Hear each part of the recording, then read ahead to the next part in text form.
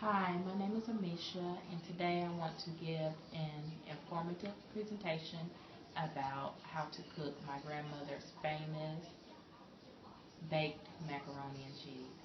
My grandma Essie used to make this for us a lot growing up, and it's one of our family favorites. So I'm sure learning about how to cook it if you decide to prepare it, you will enjoy it. First thing you'll need to know is that it usually takes about 1 hour to cook this macaroni and cheese. The things that you will need is one box of elbow macaroni. You will also need 2 pounds of Velveeta cheese. I like to get the blocks. It melts pretty good and the taste is really good, but you can decide to use whatever you choose. You will also need about 3 eggs and a bag of shredded cheese. You'll need about 2 tablespoons of flour. You'll need about a half a tablespoon of salt and pepper and about 3 cups of evaporated milk. You can use more or less depending on your taste. You'll also need about 4 tablespoons of butter. What I like to do is I like to start off by getting all my ingredients out. The preparation time is the key, and that's what takes the most time. And once you get past that, it's pretty much easy. But I get everything laid out, and I get my oven preheated to about 350, because your baking time is going to be about 30 minutes, and your preparation time is going to be about 30 minutes. So I get my big pot that I can find and boil about a half a pot of water.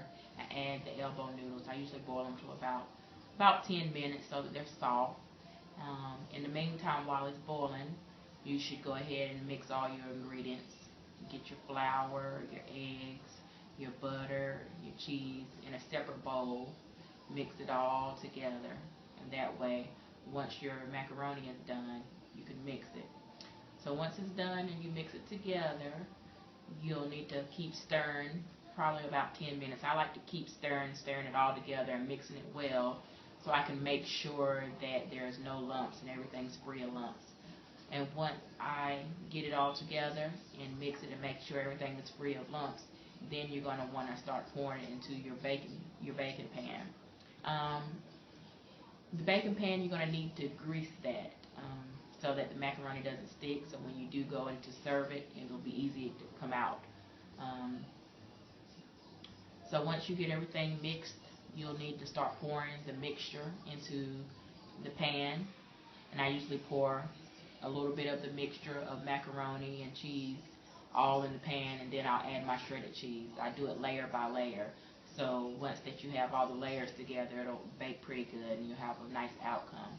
So once you get all that together, you put it in the oven, and you want to keep an eye on it because you don't want it to get burnt.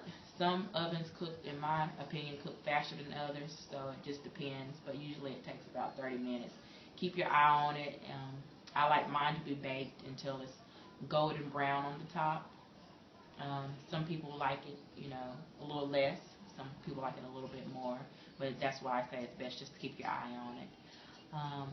Once you've got it and you've gotten it in the stove and you've checked on it and it looks good to your taste, the last and most important step is to let it cool and serve. I hope you enjoyed this presentation. I hope it was very informative. Thank you and have a great day.